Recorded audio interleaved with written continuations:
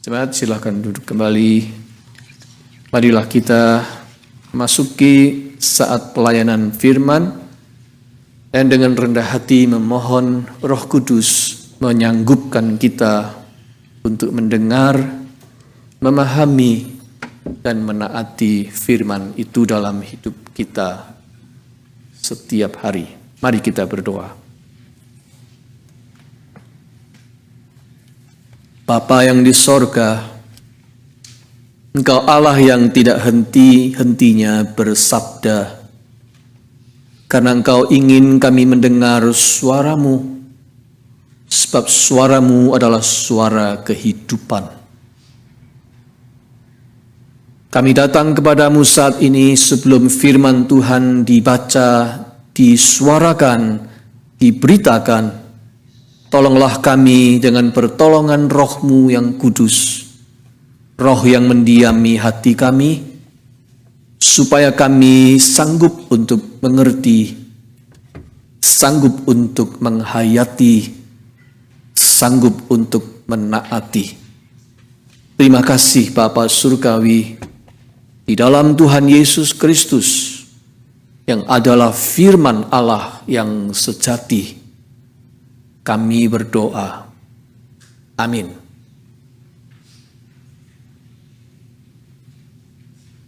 Bacaan Injil pada minggu ibadah ini, saudara-saudara, diambil dari Injil Matius pasal 9, ayat 35 bersambung sampai pasal 10 ayat 4. Saya undang kembali jemaat untuk bangkit berdiri selama pembacaan Alkitab ini. Demikianlah Yesus berkeliling ke semua kota dan desa. Ia mengajar dalam rumah-rumah ibadat dan memberitakan Injil Kerajaan Sorga, serta melenyapkan segala penyakit dan kelemahan. Melihat orang banyak itu, tergeraklah hati Yesus oleh belas kasihan kepada mereka, karena mereka lelah dan terlantar seperti domba yang tidak bergembala. Maka katanya kepada murid-muridnya, "Tuaian memang banyak, tetapi pekerja sedikit. Karena itu mintalah kepada Tuan yang empunya tuaian, supaya ia mengirimkan pekerja-pekerja untuk tuaian itu." Yesus memanggil ke-12 muridnya dan memberi kuasa kepada mereka untuk mengusir roh-roh jahat dan untuk melenyapkan segala penyakit dan segala kelemahan. Inilah nama ke-12 rasul itu. Pertama Simon yang disebut Petrus, dan Andreas saudaranya, dan Yakobus anak Zebedius, dan Yohanes saudaranya, Filipus dan Bartolomeus, Thomas dan Matius pemungut cukai, Yakobus anak Alfeus dan Tadeus, Simon orang Zelot, dan Yudas Iskariot yang mengkhianati dia. Demikianlah pembacaan Injil Yesus Kristus. Berbahagia kita yang mendengar firman Allah dan memeliharanya. Haleluya.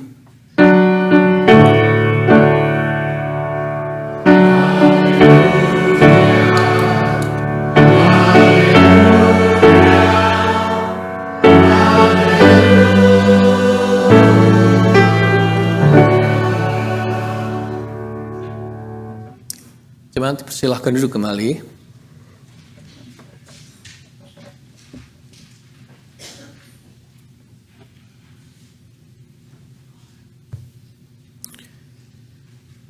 Kita masih di dalam bulan tema membicarakan perkataan-perkataan kebenaran, the words of truth.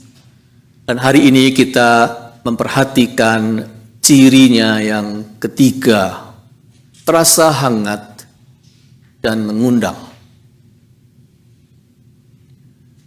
Saudara sekalian, pada tahun 1990-an, kira-kira Amy Newmark, Jack Canfield, dan Mark Victor Hansen adalah 3 orang yang menulis, mengumpulkan, dan mengedit cerita-cerita nyata dari kehidupan sehari-hari banyak orang. Cerita-cerita simple, pendek, tetapi menyentuh hati, penuh inspirasi. Kemudian mereka bertiga itu menjadikannya, kumpulan itu, cerita-cerita pendek sederhana itu menjadi sebuah buku. Bahkan menjadi buku serial yang diberi judul Chicken Soup for the Soul. Chicken Soup for the Soul. Buku yang kemudian amat laris terjual, menjadi best seller di Amerika dan Kanada, tetapi juga dibaca orang di pelbagai penjuru dunia. Mengapa? Mengapa Chicken Soup for the Soul laris sekali? Sebab di dunia yang bertaburan cerita bohong, ucapan busuk, dan menjatuhkan semangat orang, masyarakat merindukan yang sebaliknya. Merindukan kata-kata yang memberi pencerahan dan menyemangati orang. Sebab bukan cuma badan kita, saudara-saudara, yang butuh makanan sehat. Jiwa kita ini juga minta makan makanan sehat. Jiwa kita butuh kata-kata yang menginspirasi dan menyemangati seperti makanan. Menyegarkan dan menghangatkan. It's like a bowl of chicken soup.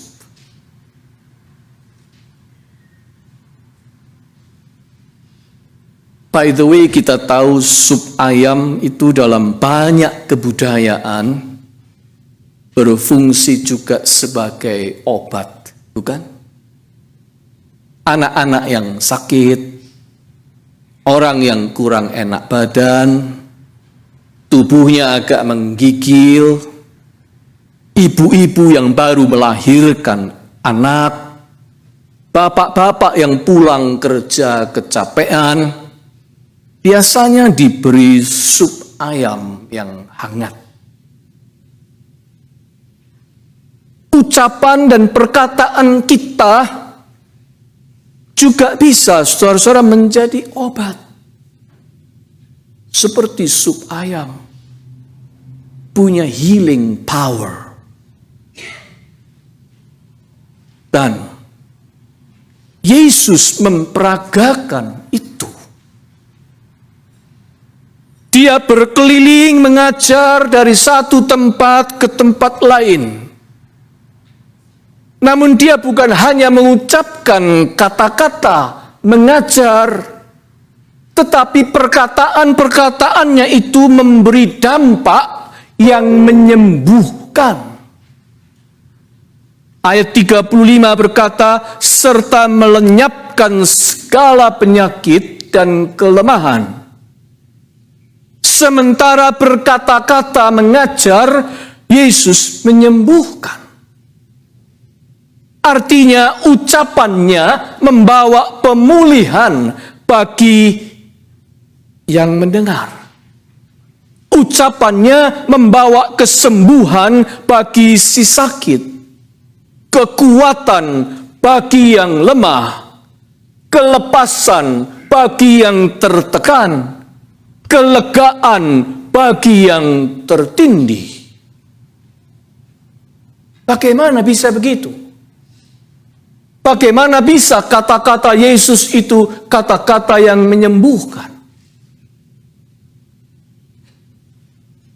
Matius mengupas alasannya kepada kita. Ayat 36 berkata begini, melihat orang banyak itu, tergeraklah hati Yesus oleh belas kasihan kepada mereka. Itulah sumbernya. Rupanya ucapan Yesus bersumber dari hati yang tergerak oleh belas kasihan. Moved with compassion. Menurut terjemahan King James Version dan American Standard Version. Moved with compassion. Hati Yesus itu menyala dengan api welas asih, belas kasih.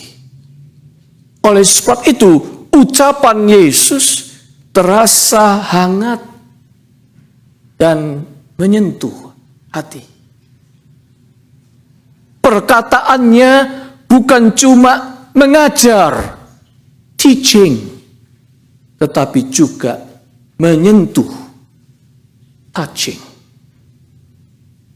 Yesus bukan cuma mengajar, teaching, tetapi pengajarannya touching. Saudara sekalian, dunia kita ini sejujurnya dunia yang sakit. Ada begitu banyak orang yang sakit.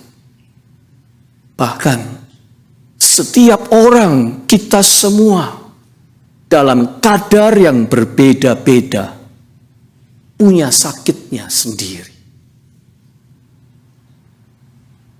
Terutama sakit akibat kata-kata atau ucapan yang menusuk hati.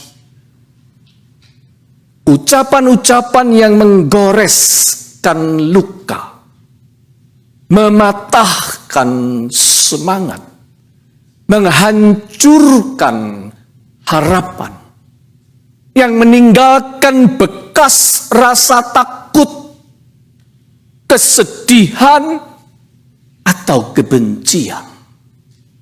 Semua orang dalam kadar tertentu hatinya pernah dilukai oleh kata-kata atau ucapan yang menusuk hatinya. Sebagian orang tahu dari mana asalnya ucapan itu, tapi sebagian lagi tidak tahu. Karena apa? Karena mereka masih terlalu kecil waktu itu. Bahkan ada yang masih sebagai bayi di gendongan atau bahkan dalam kandungan. Ucapan-ucapan itu terdengar waktu mereka masih amat kecil. Tapi impact-nya yang buruk akan terbawa terus sampai mereka dewasa. Itu sebabnya saya katakan, ada sebagian orang yang tidak tahu dari mana asalnya luka itu. Oh, mungkin Anda bertanya, bayi dalam kandungan bisa terluka oleh kata-kata? Jadi walaupun dia belum mengerti kata, manusia sudah bisa disakiti oleh kata?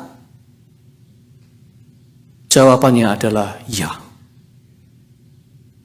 Sebab pada saat mendengar sebuah ucapan, otak kita ini, saudara-saudara, merekam suara dan nadanya. Mereka belum mengerti arti katanya, tapi bayi kecil bisa membedakan dari suara dan nada kata-kata itu. Ketika ibunya stres, sedih, tertekan akibat dibentak, dilecehkan atau diberi janji palsu, bayi dalam kandungan atau gendongannya ikut merasakan stres itu. Dia belum mengerti kata, tapi dia merekam suara dan nadanya, sekaligus intensi dari suara atau kata-kata itu. Kalau intensinya jahat, membentak dengan rasa benci, dia tidak mengerti kata itu, tapi dia merekam nadanya dan intensinya tertangkap.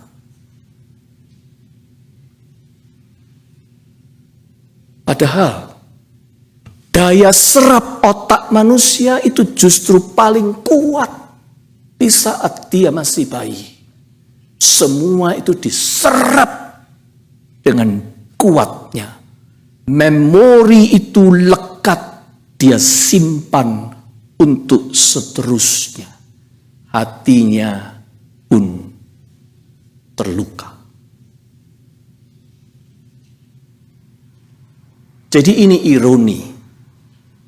Artinya banyak orang sakit akibat memori otaknya menyimpan dampak negatif dari kata-kata yang didengarnya pada saat dia belum mengerti arti sebuah kata. Belum mengerti kata, tapi sudah bisa tersakiti oleh kata. Itu adalah ironi kehidupan.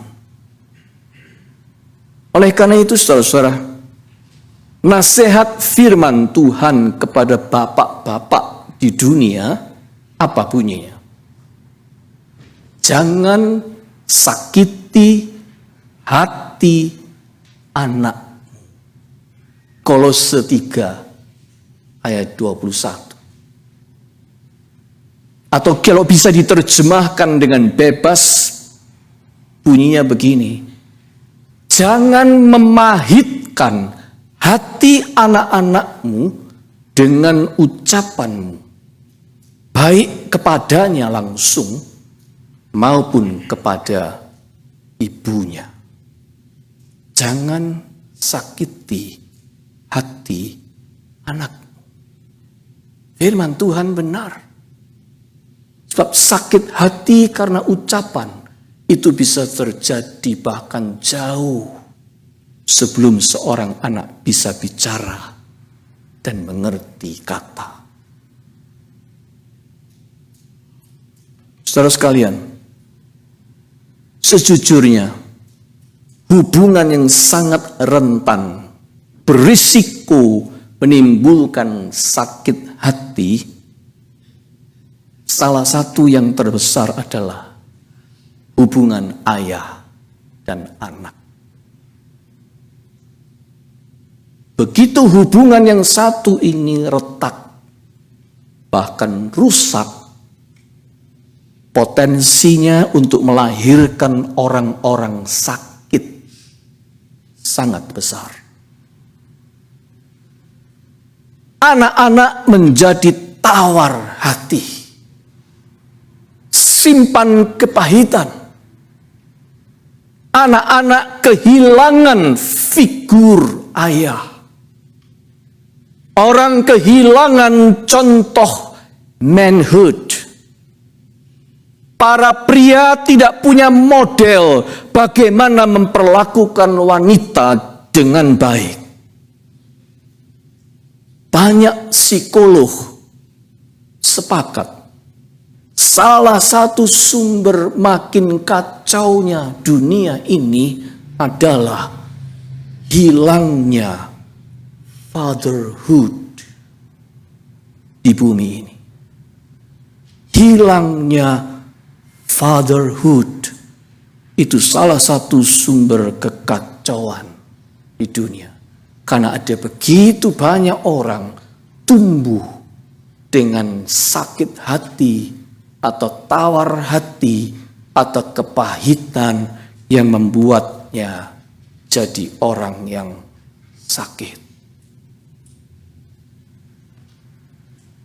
Kita makin ngerti sekarang mengapa Allah membiarkan dirinya tergambar sebagai sosok Bapa di mata kita. Bapa surgawi, Allah Bapa. Sebab kekosongan fatherhood ini tidak boleh dibiarkan terus. Figur Bapa itu harus tetap ditegakkan sampai kapanpun. Dan yang paling mengesankan dari Alkitab tentang figur Allah sebagai Bapa adalah di dalam kisah perumpamaan anak yang hilang di Lukas pasal 15. Dan menariknya di cerita itu ada kesamaan yang tidak kebetulan dengan bacaan kita hari ini. Yaitu ketika sang bapa dalam perumpamaan itu melihat anak bungsunya pulang dari jauh, dia sudah lihat. Lalu disebutkan, tergeraklah hatinya oleh belas kasihan. Lukas 15 ayat 20. Moved with compassion. Persis dengan ayat Injil yang kita baca hari ini tentang hati Yesus. Allah itu menjadikan dirinya model seorang bapa dengan hati yang hangat, menyala dengan belas kasihan, sebagaimana hati Yesus juga. Ketika anak bungsunya pulang dan dia merasa takut ditolak, bapak itu justru menerima anak bungsu itu dengan ucapan yang hangat dan penuh penyambutan. Sini nak, dirangkul, dipeluknya anak itu, dipakaikannya jubah, sepatu dan cincin, tanda penerimaan sebagai anak, dan kemudian diselebrate, dipestakan. Dalam realitanya, Yesus menyambut semua orang dengan hati seperti itu, menyala dengan belas kasihan. Saudara-saudara, ingatlah, pada ucapan kita bukan hanya ada kata dan makna, tetapi juga ada nada atau tone. Kata-kata kita itu punya arti, punya intensi, dan punya intonasi. Apabila kata-kata itu dinyalakan oleh belas kasihan, kata-kata kita itu menjadi powerful. Dia punya daya menyembuhkan yang besar. Artinya akan menyentuh hati. Intensinya akan menghibur hati. Intonasinya akan menyejukkan hati.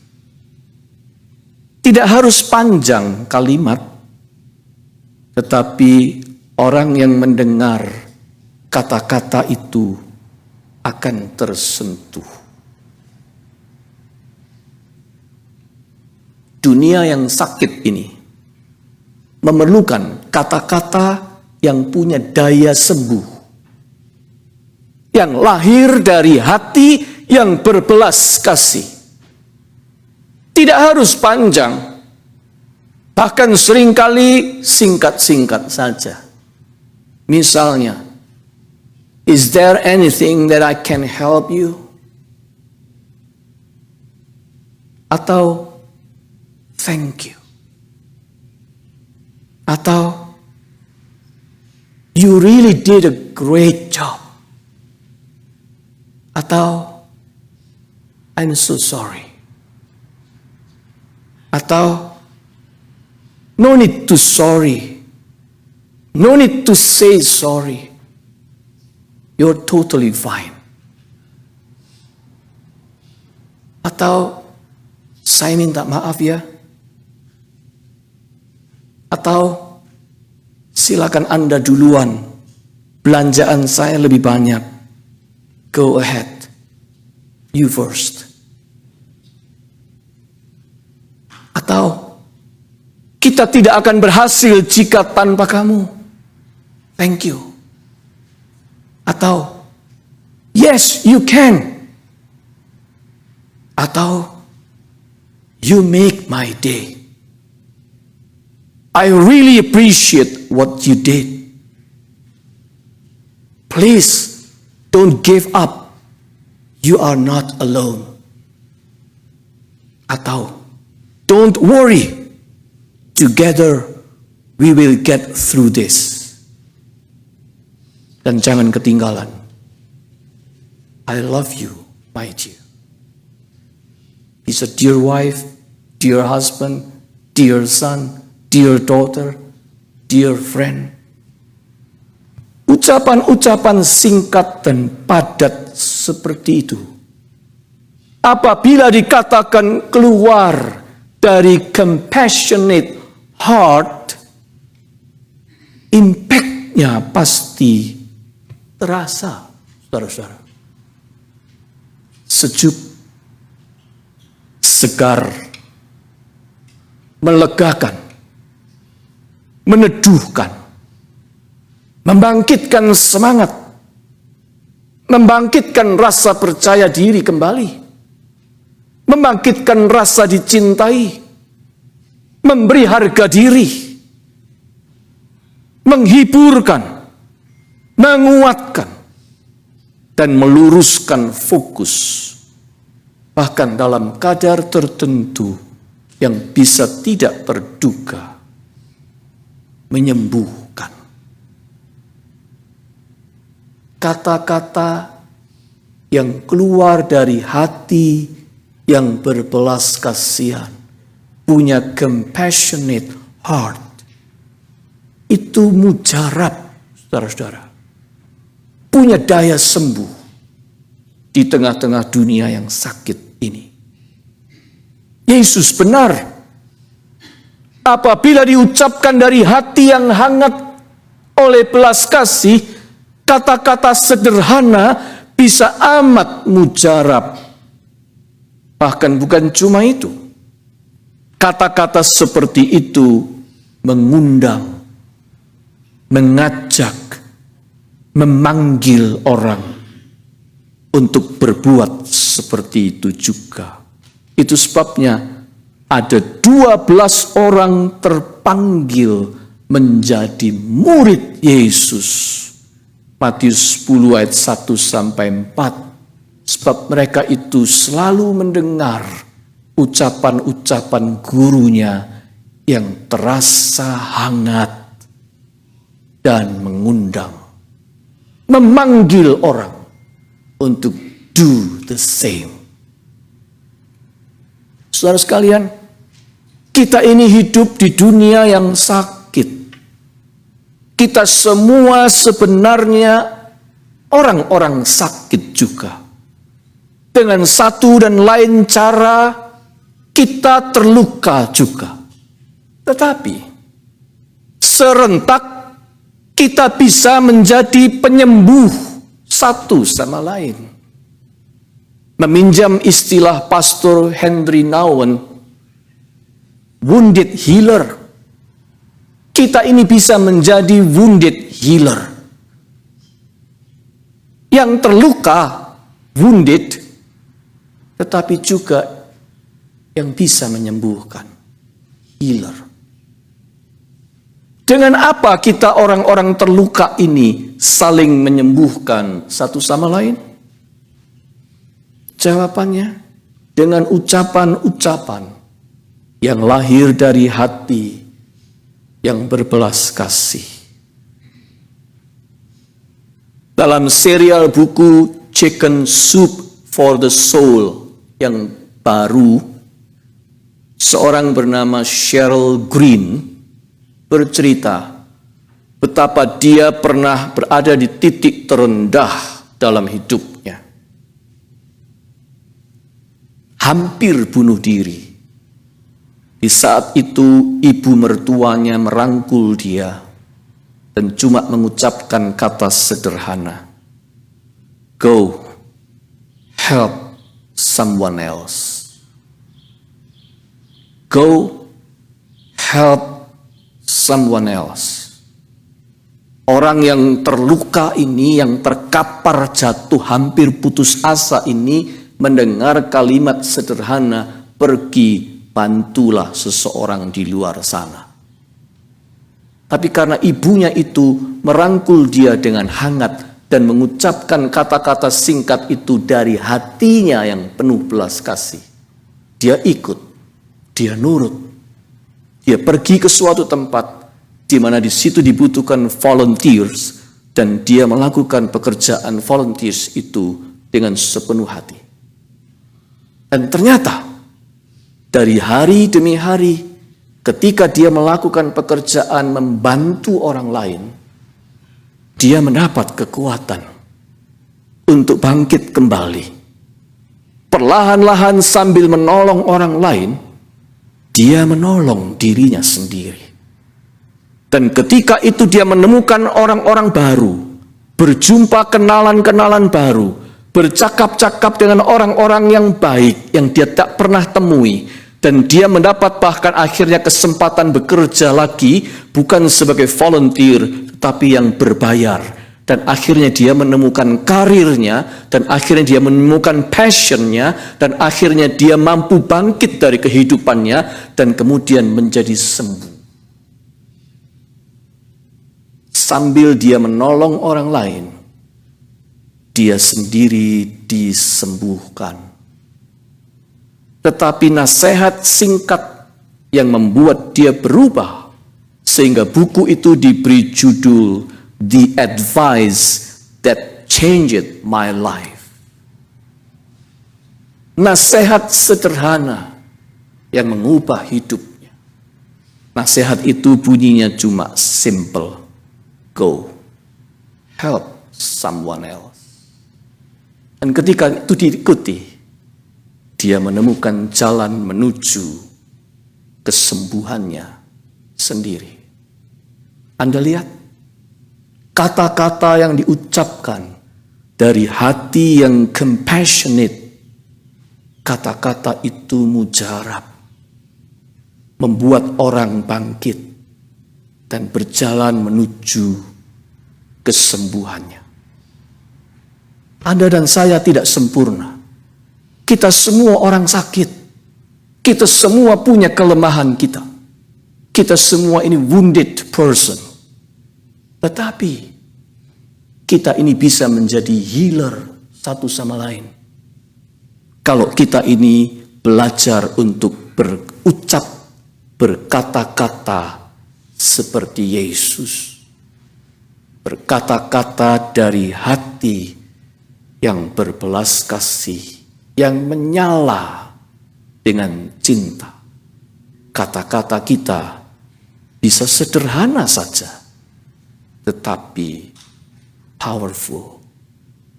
Pertanyaan saya terakhir, seberapa sering Anda mengucapkan kata-kata mujarab seperti itu dalam kehidupan sehari-hari? Jika Anda sudah jarang dan itu sudah meredup, mari kita hidupkan kembali supaya kita saling menyembuhkan. Amin. And happy Father's Day.